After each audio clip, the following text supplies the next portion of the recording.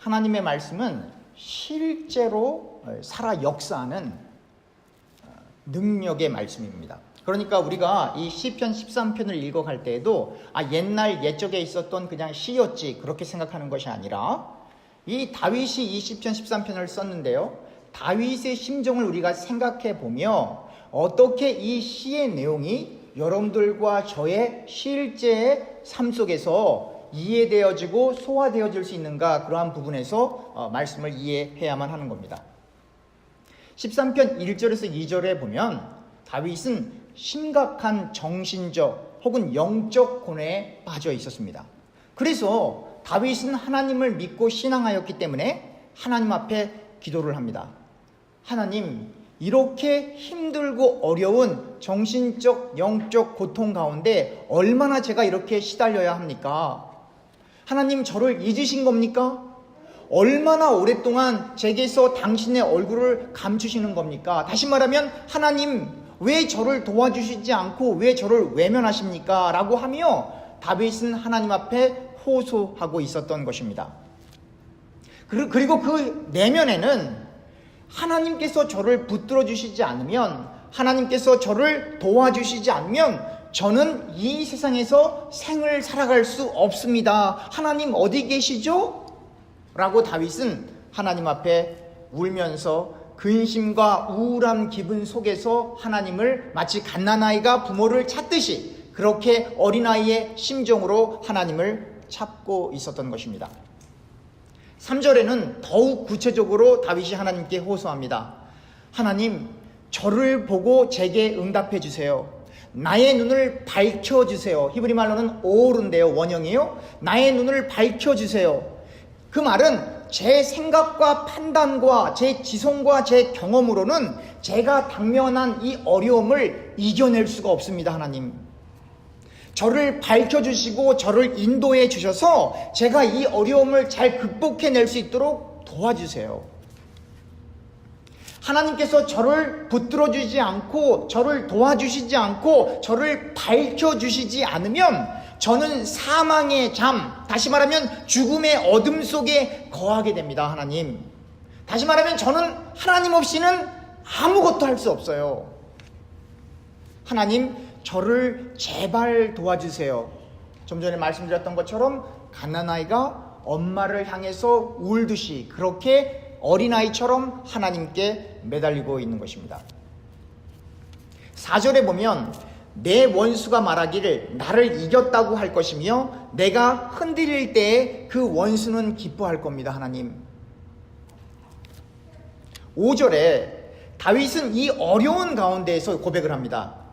저는 주의 변함없는 사랑, 한글 성경으로는 이 사랑 이렇게 나왔어요. 이 헤세드인데요, 원형이에요. 혹은 자비, 혹은 은혜로 또 번역이 됩니다. 이 헤세드를, 즉 하나님의 은혜, 하나님의 사랑을 의지합니다 라고 고백을 합니다. 그런데 이 사랑은 단순히 감정적인 사랑이 아닙니다. 이 다윗이 고백하고 있는 이 헤세드, 이 사랑은 신명기에 나타나 있는 그 헤세드와 같은 맥락에 있습니다. 한번 찾아볼까요? 신명기 7장 9절부터 12절까지 제가 읽겠습니다. 그런즉 너는 알라. 오직 내 하나님 여호와는 하나시요 신실하신 하나님이시라. 그를 사랑하고 그의 계명을 지키는 자에게는 천대까지 그의 언약을 이행하시며 인애를 베푸시되, 이때 인애가 헤세드예요. 10절입니다. 그를 미워하는 자에게는 당장에 보응하며 멸하시나니 여호와는 자기를 미워하는 자에게 지체하지 아니하시고 당장에 그에게 보응하시니이다. 그런즉 너는 오늘 내가 내게 명하는 명령과 규례와 법도를 지켜 행할지니라. 너희가 이 모든 법도를 듣고 지켜 행하면 내 하나님 여호와께서 내 조상들에게 맹세하신 언약을 지켜 내게 인애를 베푸실 것이야. 이때 인애가 헤세드예요. 다시 말하면 이 하나님의 사랑, 이 은혜는 감정적으로 내가 너를 사랑해 그런 것이 아니고 구약의 이전부터 기록되어져 있는 언약과 계약을 바탕으로 하나님께서 그렇게 하신다고 하는 그 약속을 이루어준다는 하나님의 성실하신 사랑을 이야기하는 거예요. 순간적인 그냥 자생적으로 일어나는 사랑이 아니라 하나님께서 이미 이스라엘 백성들과 약속하셨던 그 사랑을 하나님께서 성실하게 지켜주시겠다라고 하는 겁니다. 다윗은 이처럼 하나님과 이스라엘과 맺은 이 언약, 이 말씀의 기초를 두어 기도함으로 자기 자신이 처한 그 어려움을 하나님 앞에 아뢰고, 그리고 그 말씀의, 그 계약의, 그 언약이 기초되어진 그 말씀 가운데 하나님께 은혜와 사랑을 구하고 있는 겁니다. 그리고 이 하나님과 맺어진 이 계약과 언약은 그냥 하나님이 그냥 이렇게 한다라는 것보다도 이러이러한 말씀을 너희는 지켜야 돼. 다시 말하면 하나님과의 계약과 언약을 생각하면서 은혜와 사랑을 구하고 있다는 것은 자연스럽게 그 기도하는 다윗이 이 시편에는 안 나오지만 그 중간에 그 문장과 문장 사이에 회개 기도가 빠질 수가 없는 겁니다. 왜냐하면 기록되어진 말씀에 기초하여 하나님의 은혜와 은총을 구한다라고 하는 것은 그 말씀을 주신 그 하나님의 뜻과 하나님의 계획하심 속에 내가 연관되어야 되고 하나님이 기뻐하시는 일을 내가 따라가야 되기 때문에 우리들의 삶이 그것을 따라가지 못해서 기록되어진 말씀에 기초하여 기도하게 되면 반드시 회개가 나오게 되는 겁니다. 그래서 성령 충만, 성령 세례는 반드시 회개하는 그 순간에 하나님께서 강권적으로 역사하게 되는 겁니다. 복음이 처음 시작될 때에도 그 복음 그 자체 이전에 먼저 회개하라. 천국이 가까웠습니다.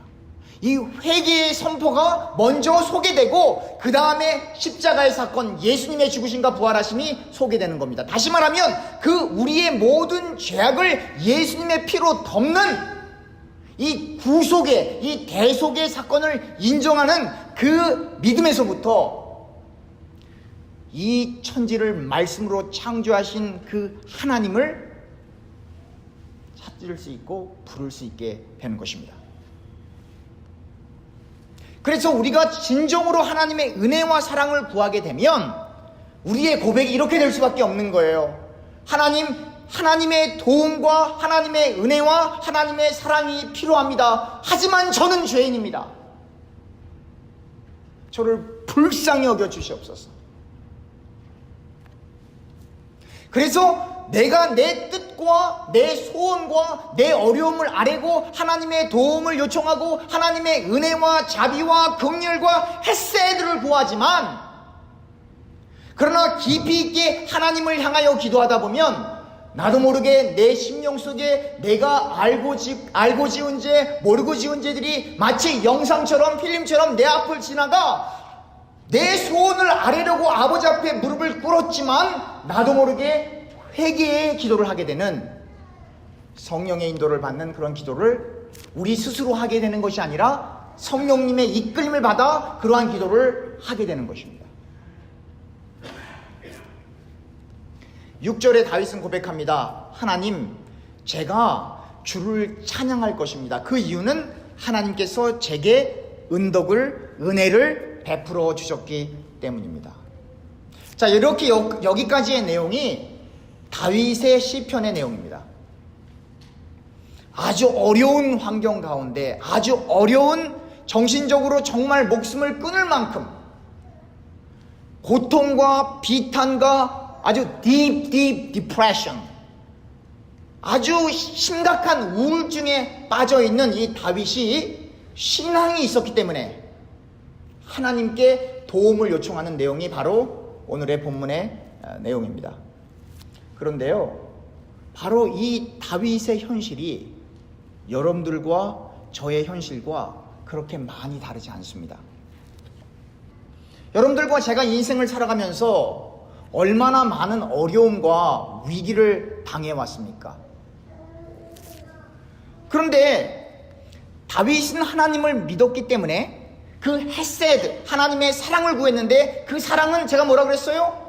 계약되어진, 언약되어진, 이미 과거에 하나님에 의해서 이스라엘 백성들과 맺어진 그 계약을 통해서 하나님께서 성실히 일하시는 그 긍휼과 사랑과 은혜와 자비의 그 헤세드거든요. 다시 말하면 다윗은 그냥 기도한 게 아니에요. 토라를 붙잡고 기도한 거예요. 창세기, 출애굽기, 레위기, 민수기, 신명기, 이것을 모세오경이라고도 하고 토라라고도 하거든요. 그러니까 이 신명기서에 나오는 그 말씀을 붙잡고 하나님 앞에 기도를 한 겁니다. 여러분들과 제 손에 이렇게 하나님의 말씀이 있습니다. 그러니까 여러분들과 제가 정말로 우리가 하나님과 소통하고 우리의 어려움을 아뢰고 하나님의 긍휼과 자비와 은혜를 요청하기 위해서 필수적으로 여러분들과 제가 해야 될 것은 기도 이전에 말씀이어야만 해요. 왜요? 다윗이 그 말씀에 기초되어진, 즉 계약되어진, 언약되어진 그 말씀을 붙잡고 헤세드를 구하고 있다는 거예요. 다시 말하면 여러분들과 제가 기도할 때 하나님 이거 주세요, 저거 주세요 안 하는 것보단 낫지만, 그러나 기록되어진 말씀에 기초하여 하나님 앞에 기도하게 되면 하나님 이렇게 말씀하셨잖아요. 기록된 말씀에 이렇게 약속하셨잖아요. 제가 이 말씀을 하나님의 말씀으로 믿습니다. 주님, 제게 은혜를 주세요. 제게 긍휼함을 베풀어 주세요. 그렇게 기도를 해야 되는 것입니다. 또 다윗의 심정으로 하나님 아시죠? 저는 하나님의 도우심 없이는 한시도 설 수 없는 나약한 존재입니다. 하나님 제발 저를 도와주세요. 이렇게 어린아이처럼, 어린아이들이 엄마에게 무엇인가 필요해서 요청을 할 때 체면을 차리지 않습니다. 포장을 하지 않습니다. 배가 고파서 웁니다. 불편해서 웁니다. 기분이 나빠도 웁니다. 화가 나도 울어요. 아이들이 3개월 미만에 있는 아이들을 그냥, 왜냐하면 의존할 대상이 엄마밖에 없기 때문이에요. 바로 다윗의 심정이 이거예요. 여러분들과 제 심정이 이래야만 해요. 여러분들과 제가 무엇을 할 수 있다고 생각하는 순간 기도하지 않습니다. 기도하는 척하는 것뿐이에요. 정말로 하나님이 여러분들과 저를 도와주시지 않으면 우리는 아무것도 할 수 없습니다라는 그 고백이 나올 때까지 여러분들과 저에게 고난과 역경이 오는 겁니다. 왜요? 하나님이 우리를 사랑하시기 때문에. 왜냐하면 하나님이 잘 아세요. 우리가 우리 스스로 해결할 수 있다면 우리는 하나님 앞에 무릎 꿇지 않습니다. 우리가 다 해놓고 말로는 하나님의 은혜입니다라고 하지만 그렇게 생각하지 않아요. 내가 했다고 생각을 합니다. 마태복음 18장 2절에서부터 4절을 보면 이렇게 써 있습니다. 예수께서 한 어린 아이를 불러 그들 가운데 세우시고 이르시되 진실로 너희에게 이르노니 너희가 돌이켜 어린 아이들과 같이 되지 아니하면 결단코 천국에 들어가지 못하리라. 그러므로 누구든지 이 어린아이와 같이 자기를 맞추는 사람이 천국에서 큰 자니라. 어린아이들도 죄 져요. 제 아들도 저렇게 어리지만 엄마 아빠 속이기도 해요. 그런데 저 조그만 아이가 도움이 필요할 때는 숨기지 않고 이거 달라고 안 주면 막 울어요. 막 자기의 부족함과 자기의 필요함과 자기의 결핍을 포장하지 않고 하나님 앞에 온전히 어린아이처럼 아뢰는 자, 그 사람이 천국에 갈 수 있는 거예요. 그 사람이 십자가를 바라볼 수 있는 거예요. 그 사람이 예수의 보혈을 통해서만. 우리는 알잖아요. 우리 스스로의 선행으로 우리 스스로는 말씀을 지킬 수 없다는 걸 너무 잘 알고 있잖아요. 그렇기 때문에 우리는 안 됩니다. 주님, 우리의 선행으로는, 우리의 행함으로는 구원받을 길이 없습니다. 우리를 불쌍히 여겨 주시옵소서. 예수의 보혈을 의존합니다. 주님의 죽으심과 부활하심을 의존합니다 라고 엎드려서 하나님만, 예수님만 바라볼 수밖에 없는 어린아이처럼 낮아지는 상태여야만 천국에 갈 수 있는 거예요.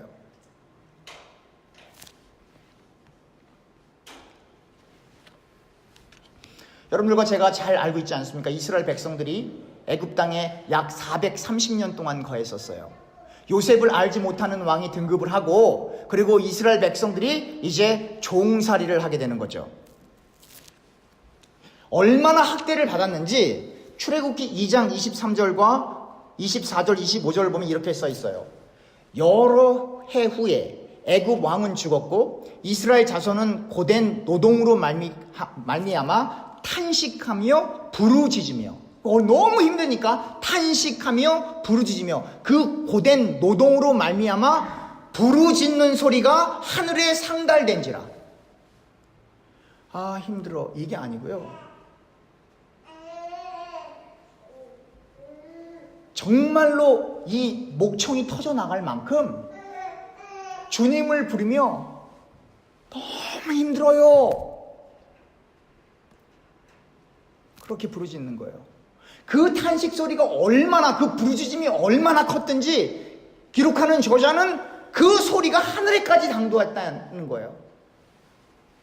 24절입니다. 하나님이 그들의 고통 소리를 들으시고 하나님이 아브라함과 이삭과 야곱에게 세운 그 언약을 기억하사. 그냥 울으니까 불쌍해 도와줄게가 아니에요. 먼저 아브라함과 이삭과 야곱과 세운 그 언약을 기억하사, 즉 말씀을 기억하사, 약속을 기억하사, 계약을 기억하사, covenant, 이 언약을 기억하사 하나님이 이스라엘 자손을 돌보셨고 하나님이 그들을 기억하셨더라. 여러분들과 제가 말씀을 보는 이유가 바로 여기에 있어요. 이스라엘 백성들이 하나님 살려주세요 아무리 기도해도 그래 참 불쌍하다 도와줄게가 아니라, 내가 너희의 선조 아브라함과 이삭과 야곱과 세운 그 약속이 있지, 그 약속에 기초하여 하나님께서 이스라엘 자손을 25절에 금방 읽었던 것처럼 돌보셨고, 그 어려움 중에 있지만 종살이에 있었지만 돌보셨고, 그리고 그들을 기억하셨더라. 그래서 그렇게 노예 생활을 하는데도 인구가 계속 증가해서 바로왕이 위협을 느낄 수밖에 없었던 거예요. 여러분들과 제가 바로 이러한 이유 때문에 말씀을 붙잡고 기도해야 돼요. 왜냐하면 주님 분명 말씀하셨잖아요 라고 하며 우리의 어려움을 아뢰며 하나님 앞에 간절히 기도해야 하는 겁니다.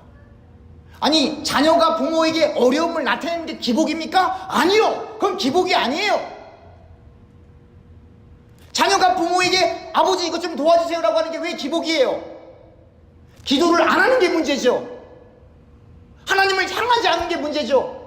어려움을 아뢰지 않고 자기 마음대로 자기 뜻대로 해보려고 하는 게 문제죠. 언약을 붙잡고 기도해야 합니다. 여러분들과 제가 할 수 있는 것이 아무것도라고 하는 것을 받아들이고, 우리의 힘이 연약하다는 것을 받아들이고, 우리의 무능함을 받아들이고 주님 도와주십시오. 여러분들과 제가 꼭 기억해야 될 언약 가운데 하나가 베드로의 고백입니다. 시몬 베드로가 대답하여 이르되, 마태복음 16장 16절입니다. 주는 그리스도시요 살아계신 하나님의 아들이시니이다. You are the Christ, Son of the living God. 주는 그리스도시요 살아계신 하나님의 아들이시니이다. 그 하나님을 우리가 믿고 있어요. 그리고 그 하나님이 여러분들과 제 마음속에 성령으로 내주에 계세요. 그리스도의 영이 우리 가운데 계세요. 그런데 그 하나님과 동행하고 있다고 하는 것을 어떻게 알아요? 우리가 그냥 생각만 하면, 내가 이렇게 나쁜 생각도 많이 하고 엉뚱한 데도 가고 죄도 짓는데 어떻게 하나님이 여기 계셔? 우리의 행함을 생각하면 여기에 없으셔야만 돼요. 그러나 말씀이 얘기합니다. 예수 믿는 사람은 그 마음 가운데 성령 하나님이 내주에 계신데, 여기서 예수님을 따르는 제자와 그렇지 않은 군중들과 무리들의 차이점이 생겨요. 군중들과 무리들은 이걸 어떻게 믿어? 내 삶이 거룩하지 못한데. 그러나 제자는, 주님, 제 삶은 거룩하지 못하지만 그러나 계약되어진, 기록되어진, 언약되어진 말씀에 기초하여 주는 그리스도시요 살아계신 그 하나님이 내 안에 내주하심을 저는 믿습니다. 도와주십시오. 주님이 거룩하신 것처럼 저도 거룩하고 싶은데 제가 안 됩니다. 제발 좀 도와주십시오 라고 다윗처럼 어린아이의 심정으로 하나님께 헤세드, 사랑을, 은혜를, 긍휼을, 자비를 구하게 되는 겁니다.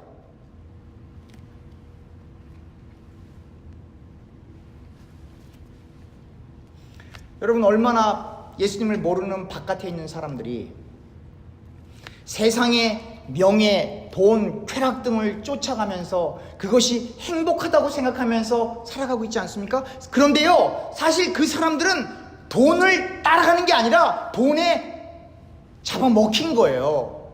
돈에 매인 거예요. 명예에 매인 거예요. 인기에 매인 거예요. 자기의 육신적인 자랑과 육신적인 건강에 매인 거예요. 그래서 그 사람들이 열심히 일하다가 힘들면 뭐예요? 그 어려움을, 그 힘든 스트레스를 잊기 위해서 하는 일이 술 먹는 거잖아요. 담배 피우는 거잖아요. 어떤 경우는 마약까지 하는 거잖아요. 그런데요, 그 어려움을 잊어버리기 위해서 이러한 행동들, 심지어 도박까지도 하는데요. 그런데 그것을 통해 잠시 잠깐 그것을 잊어버릴 수는 있지만, 근데 아이러니하게도 오히려 알코올 중독이 되고, 담배를 끊지, 의사가 당신 3개월이면 죽어 끊어야 돼 얘기를 해도 못 끊어요. 당신 이런 식으로 도박하면 당신 홈리스 돼 못 끊어요. 다시 말하면 세상에서도 매여 있는데 그것을 끊어보기 위해 다른 것들을 찾아가지만 그러나 거기에 또 매이는 거예요.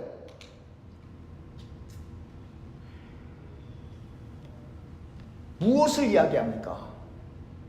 하나님을 떠나서는 인간이 참 힘을 쓸 수 없다라고 하는 걸 얘기하는 거예요. 그러니까 세상에 매여 있어서 이것을 잊어보기 위해서 여러 가지 취미 활동을 해보지만 그것에 또 매여요. 그래서 그것을 벗어나고자, 나는 하나님 없이는 안 되는 거군요 라고 하나님 앞에 다시 나와 하나님 저 좀 살려주세요 라고 하는 게 심령이 가난한 사람이에요. 성경에 뭐라고 했어요? 심령이 가난한 사람은 천국을 기업으로 받는다고 하지 않습니까? 다시 말하면 이 땅에서는 우리 스스로 해결할 수 있는 일이 없군요. 내 이 답답하고 공허하고 이 어려운 심정을 해결해 줄 사람이 없군요. 주님만이 이 문제를 해결해 주실 수 있습니다. 주님만이 제 마음속에 뻥 뚫린 이 공허해진 마음을 하나님이 주시는 세상이 알 수 없는 참 평안으로 채워주실 수 있습니다 라고 고백을 우리가 못해요. 거기까지 믿음이 안 자라나요. 고백되어지게 되는 거예요.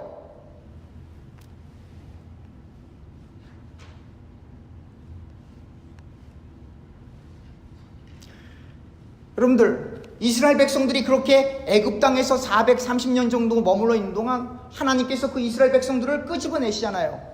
애굽 땅에서는요, 노예살이를 했지만 그래도 나름대로요, 세상에 그 세상 속에서 가고 싶은데 가고 먹고 싶은 거 먹고 일하는 대로 얻고 그렇게 자유스러운 것처럼 그렇게 살았어요. 마치 세상 사람들이, 예수님을 안 믿는 사람들이 자기 마음대로 사는 것처럼 돈을 따라가고 쾌락을 따라가고 여러 가지 자기들이 원하는 것을 따라가면서 사는 것처럼 그렇게 매여 있는지도 모르고 그렇게 살았단 말이에요.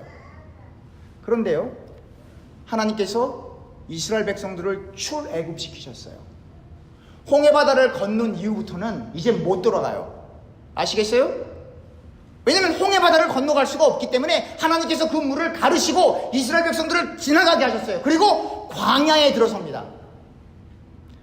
그런데요, 광야에서는 이스라엘 백성들 마음대로 갈 수 있는 곳이 없어요. 낮에는 구름 기둥이 인도해 주시면 글로 가는 거예요.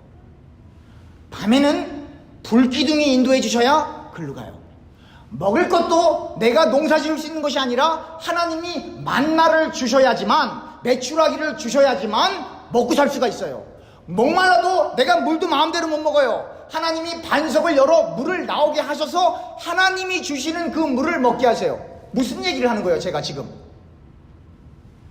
광야에서는 하나님을 어린아이가 엄마를 의존하는 것처럼 그렇게 하나님만을 절대적으로 의존하는 절대 믿음, 절대 신앙을 가질 수밖에 없는 거예요. 그게 싫으면 다 죽는 거예요. 그리고 그게 싫어서 나 애굽으로 돌아갈래 해도 돌아갈 수 있어요, 없어요? 못 돌아가요. 여러분들과 제가 지금 광야에 살고 있는 겁니다. 여러분들과 제가 살면서 여러 가지 어려운 일들, 이해하지 못하는 일들 찾아오는 것, 그건 하나님이 여러분들과 저를 너무너무 사랑해서 그러는 거예요.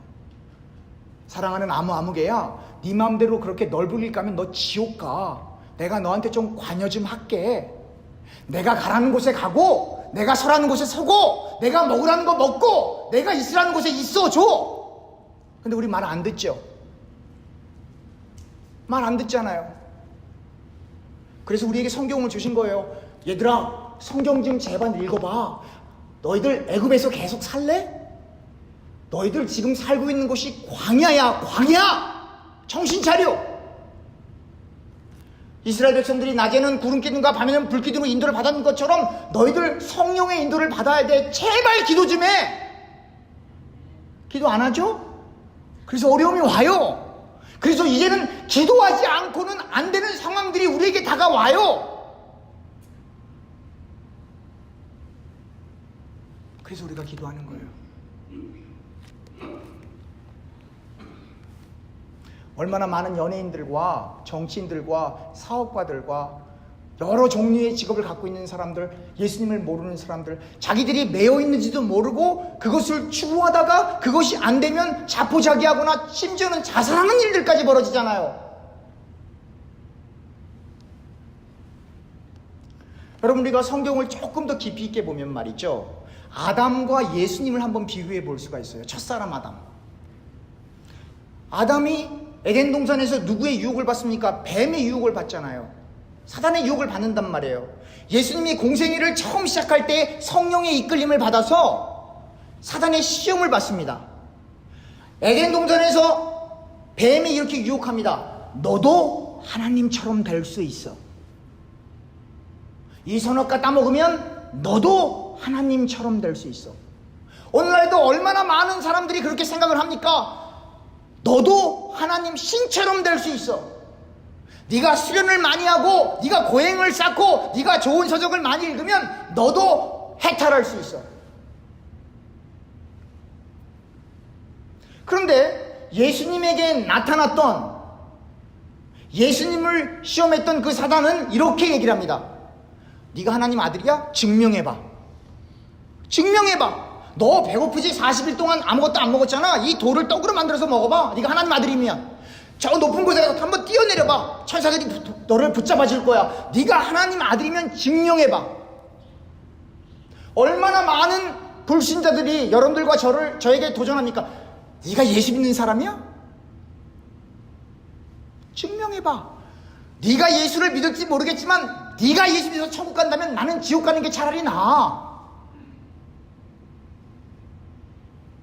여러분, 제가 무슨 말씀하시는지 아시겠어요? 예수님이 그 시험을 다 이겼어요? 그러니까 안 되니까 사단이 그 다음에 뭐라고 얘기합니까? 나 경배해. 내가 이 세상의 모든 영광을 너한테 줄게.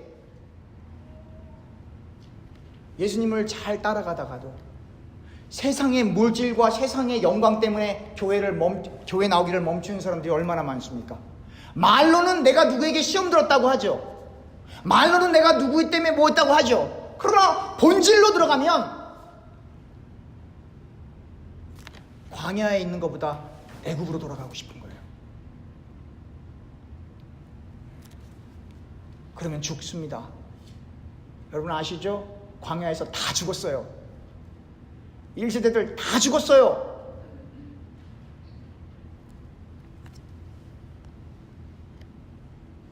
예수님께서 말씀하십니다. 예수께서 제자들에게 이르시되, 마태복음 16장 24절, 25절, 26절입니다. 누구든지 나를 따려오려거든 자기를 부인하고 자기 십자가를 지고 나를 따를 것이라. 누구든지 제 목숨을 구원하고자 하면 잃을 것이요 누구든지 나를 위하여 제 목숨을 잃으면 찾으리라. 사람이 만일 온 천하를 얻고도 제 목숨을 잃으면, 이때 목숨이 수해요. 영혼이에요. 영혼, soul. 여러분들과 제가 세상에서 다 얻어도 지옥 가면 어떡할 거예요? 지금 그 얘기하는 거예요. 목숨을 잃으면 무엇이 유익하리요? 사람이 무엇을 주고 제 목숨과 바꾸겠느냐? 그러니까 이 세상에서 목숨도 중요하지만 헬라어 원어로 보면 영혼이란 말이에요. 여러분들과 세상에서 아무리 잘 먹고 잘 살아도 그래봐야 130년. 여러분들의 자녀들이 아무리 잘 돼도 예수 안 믿으면 130년 동안 편하게 살지는 모르겠지만 기록되어진 언약의 말씀이 말하길 내가 그 길이요 진리요 생명이 나로 말미암지 자기는 아버지께로 올 자가 없대요. 예수님 안 믿으면 가는 곳이 다 지옥이래요.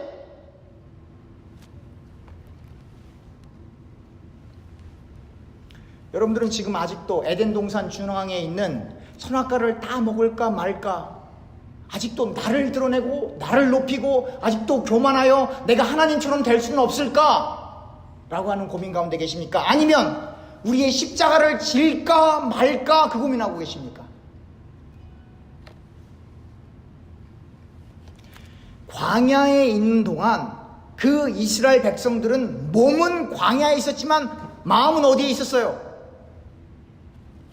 애굽에 있었어요. 여러분들과 제가 예수님을 믿지만 여러분들과 제 마음이 하나님에게 있습니까? 아니면 세상에 있습니까?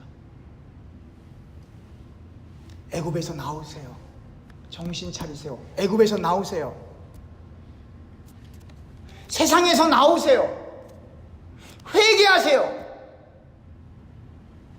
우리를 부인해야만 해요. 우리를 부인해야 예수님의 뜻대로 생을 살아가야 돼요. 그러니까 우리를 부인하고 예수님의 뜻을 따라가려면 기록되어진 말씀을 읽을 수밖에 없죠. 그리고 기도할 수밖에 없죠. 예수님은 모든 인류의 죄악을 구원하기 위해서 십자가에 달려 돌아가셨어요. 우리는 우리 자신을 부인하고 우리의 십자가를 지고 그 예수님을 증거하는 삶을 살아야 하는 겁니다. 어린아이처럼, 다윗이 기도했던 것처럼, 그리고 예수님처럼 우리도 그렇게 기도를 해야만 하는 겁니다. 여러분, 아담은 하나님을 의지하지 않고 교만하여 동산 중앙에 달린 그 나무의 열매 선악과를 따먹습니다. 예수님은 어린아이처럼 일거수일투족을 다 하나님 앞에 아뢰며 기도하며 하나님 이 길을 갈 수 있도록 도와주세요 라고 기도하며 나무를 달고, 즉 십자가를 메고 골고다로 가시는 겁니다.